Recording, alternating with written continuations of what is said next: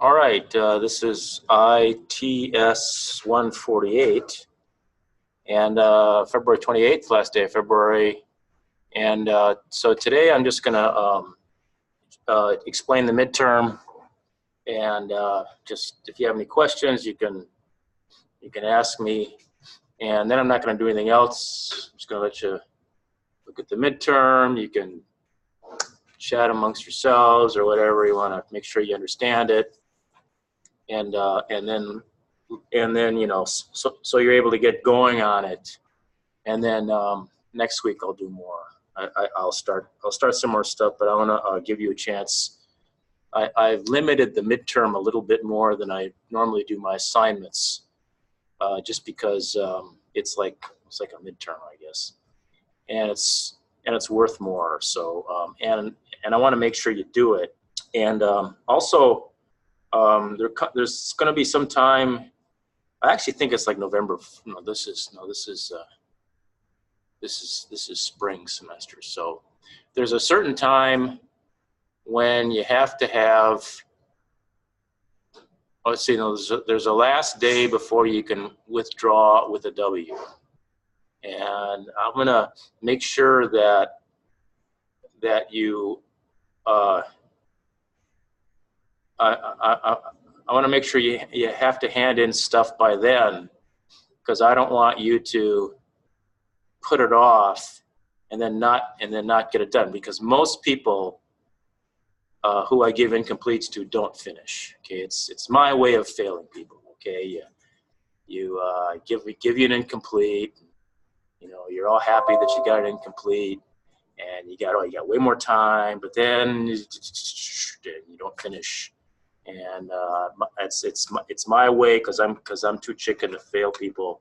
But also, so if you do end up failing, you end up you can only look, you want to know whose fault it is. You look in the mirror or whatever. But a little known secret for those of you who do actually come around and say, "Oh, I didn't know about the date midterm." You can still do it. It's just that after the deadline for the incomplete, then I have to do a change of grade, and it has to go through my department chair. Whereas a regular old incomplete, I don't have to go through the department chair. I just change the grade, and so my department chair doesn't have to know.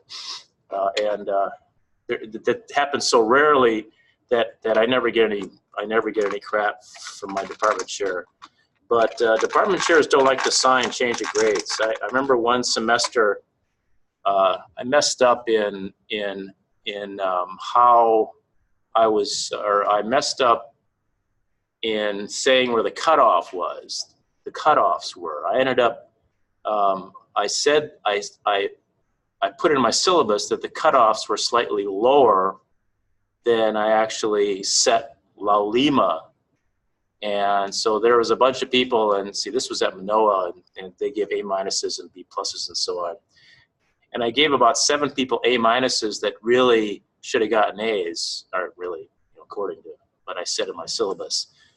And so I had to put in change of grades because I had already given them the grades, and I got yelled at. My department chair scolded me. Yes, you're old like me, and you get scolded by somebody. Anyway, all right. So I'm going to cover make sure you understand the midterm today. So I'm going to share my screen.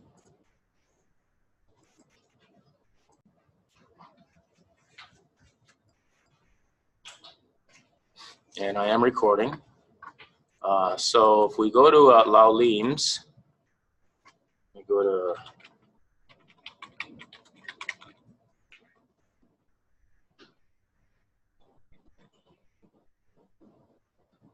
this is 148, so it's this one.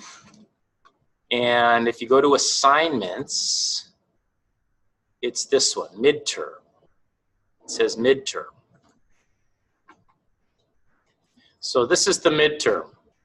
I kind of alluded to this, but I made it actually kind of easier than I said I was going to. So there's no arrays. It's just this calculator. Okay, so you got to make this calculator, and there's nothing fancy about this calculator. It's just It's just operand, operator, operand, equal sign. Okay, it's not you don't have to. It's not like 9 plus 6 plus 7 plus 2. It's not that. It's just it's simpler than that. So it's just operand, operator. So it's like the assignment, except for you have these additional things like back and clear, and you got a square root function, and you have an inverse, a 1 over something function. Okay. And so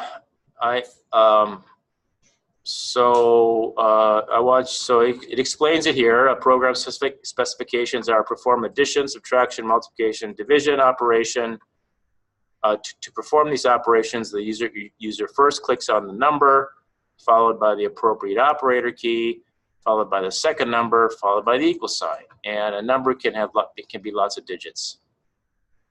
And I'm actually gonna okay. So these are the basic things. Now, probably tomorrow or the next day, I'm gonna add to this when I make my rubric. And by adding, I'm gonna say things like, you gotta do input validation. I mean, it's obvious stuff that we've talked about already. Okay, so you can't put in I want you to be able to detect if it's a number too big and all that kind of stuff. But you would probably do that anyway because we've been talking about that a lot. So to perform an addition, subtraction, multiplication, division operation, okay, you got to be able to perform.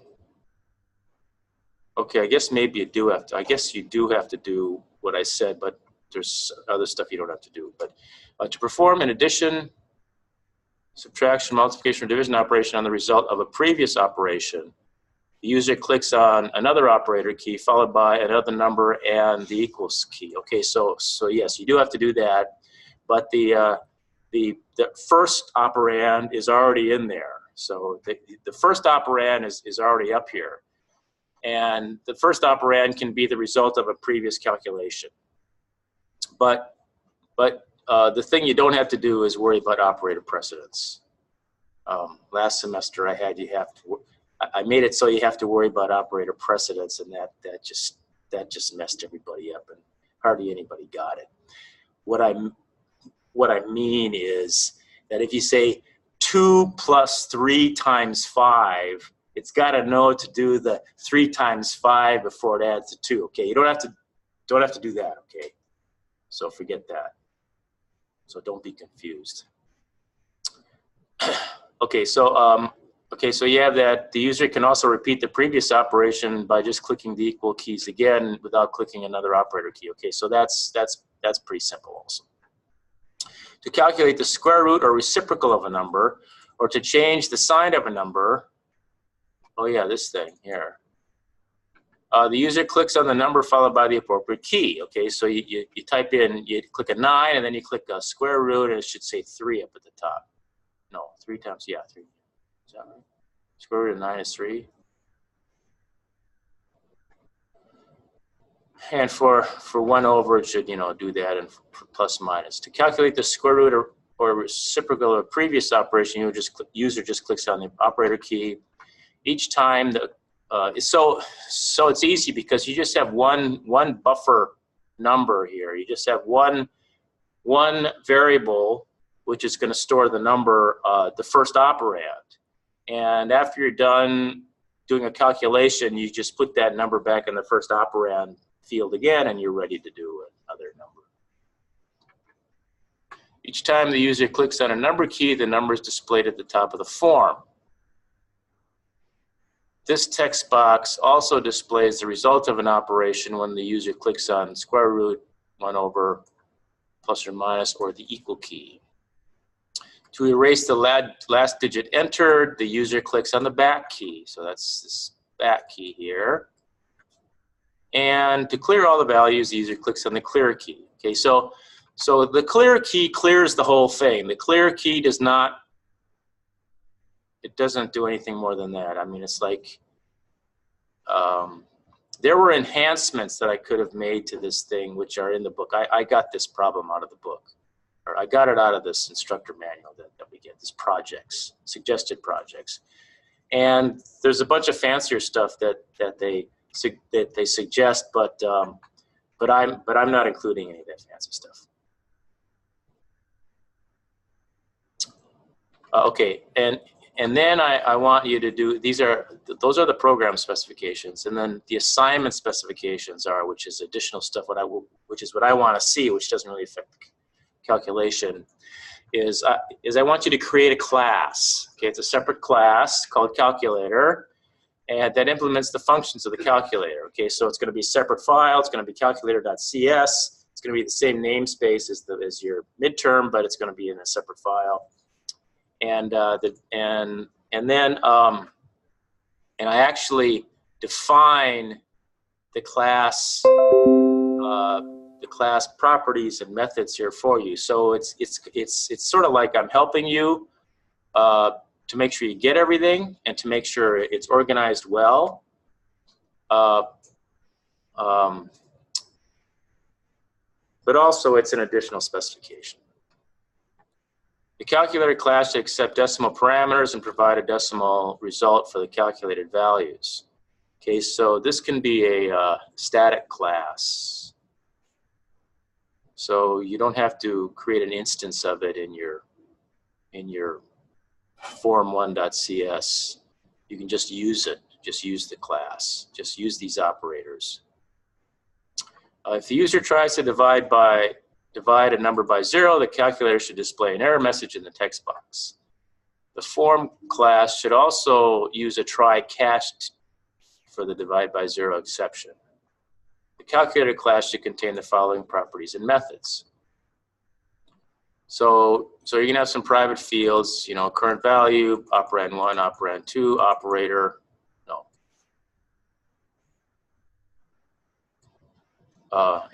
operator, and then you have an enumeration. I want you to use enumeration. And then the constructor just creates a calculator object. Okay, so I guess you do want to have not a static class, because you're going to create an object, create a calculator object. So you have a constructor here. Default value for the out field is operator.none. You have a property called current value.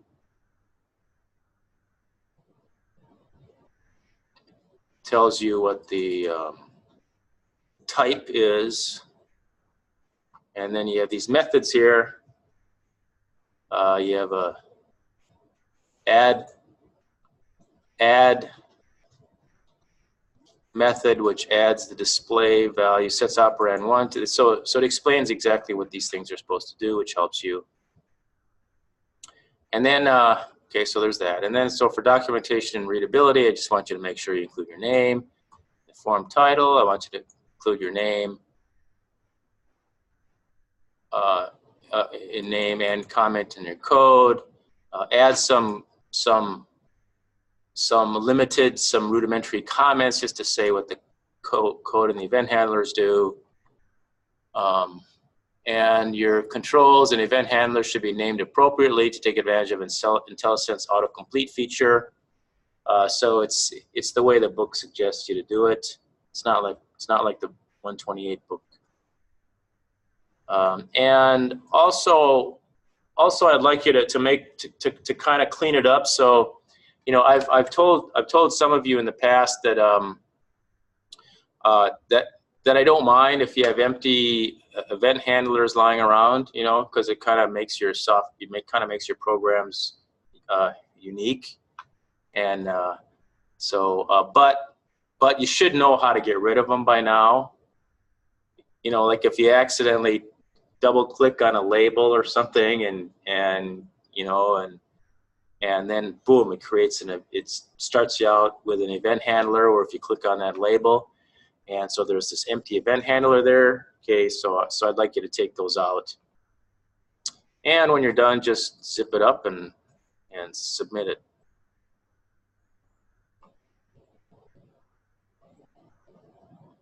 So you know, the fun part is going to be creating the form here. And once you create the form, you're going to create event handlers for every one of these keys. You know, double click, double click, double click. And it should be pretty straightforward. So I want you to have it, I want you to, it's due March 10th. It's due March 10th. This is the 28th of, so it's due Sunday, not this coming Sunday, but the Sunday after that. And then you actually have, let's see, I gotta make sure I got that date right. I gotta look at mine.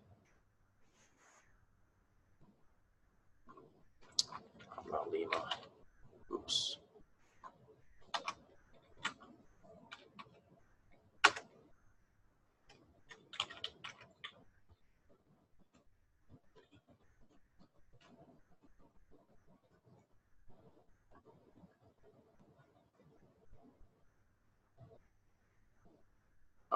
It would be this one, it would be this one. So I accept until March 17th. So you actually have a week afterwards. So, you know, for an assignment, it doesn't matter that much. I mean, it's not. So, you know, you can basically submit as many times as you want to until March 10th. And then after that, if you have not submitted anything, if after March 10th you have not submitted anything, okay, if you've submitted before March 10th, you can submit as many times as you want up until March 10th. And then after March 10th is over, you're done. But if you haven't submitted anything, then you actually have until March 17th to submit something. But you only get the chance. You only submit once. You can only submit once. It's not that big of a deal. You know, if anybody submits before March 10th, and March 12th, you get a revelation, and you go, oh damn! Just let me know. I'll let you submit up to March 17th for sure. After March 17th, I don't know. I'll probably do something because again, I don't want you to not submit anything, but I'll probably take off points. I don't usually take off points, but I'll probably take off some points. So really try hard to submit by March 17th. And then I think after that, I think that's the beginning of spring break, yeah? March 17th? Yeah?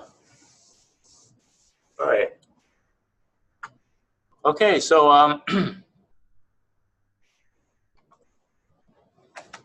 so that's it. Did you go to the Big Island? Yeah, see, you probably didn't even have to come here, I guess.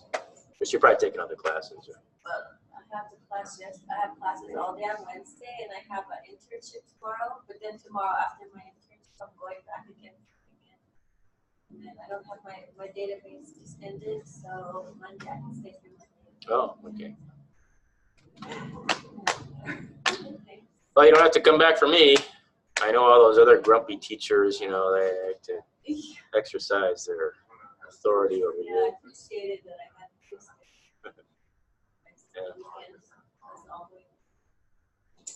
Yeah. Wednesdays I can't get away with it.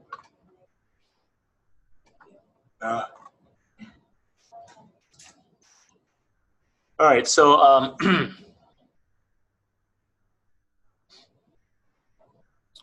yeah, so this is let's see, do I have this in Gradebook Classic yet? Okay, so 1, 2, 3, where's 4? Where's 4? Did I not get 4 in there? 4, assignment, 4.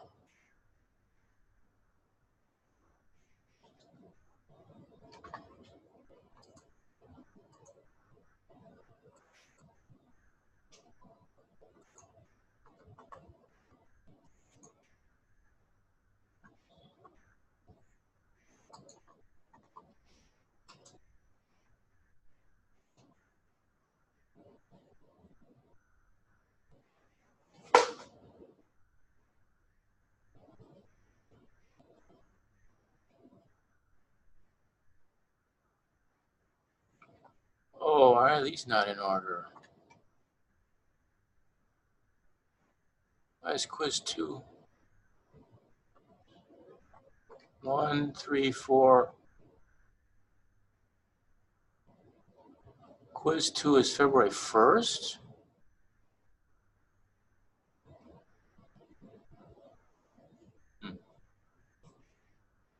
Quiz 2 and quiz 4.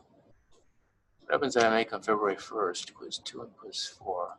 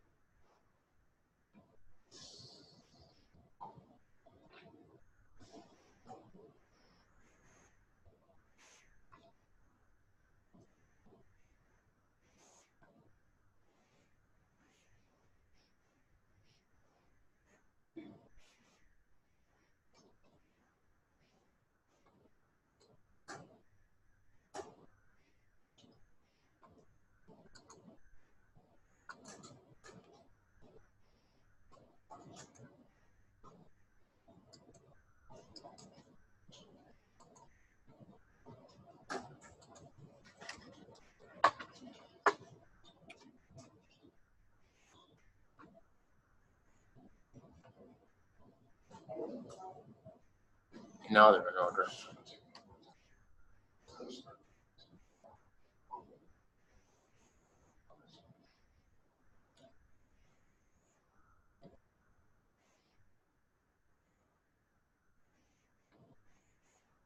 So are we, so how come no one's, oh no, this is me, never mind. Jeez.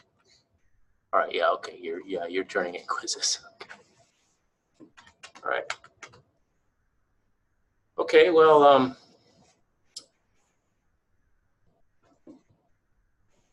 is there anybody online?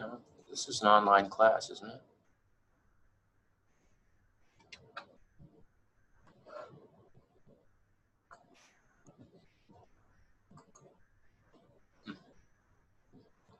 All right, well, okay, so I'm going to go ahead and close. I'm sharing.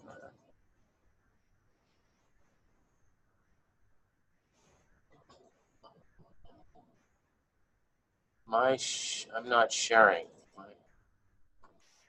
Okay, well, okay, I'm gonna end the meeting now, and I'm gonna confirm that you saw my screen. And so, if you have any questions, just let me know. Today's Thursday, right? So Tuesday we'll start up again, and Tuesday we'll go back. We'll cover chapter 10. We'll go back and cover chapter 10. All right. So thanks for watching.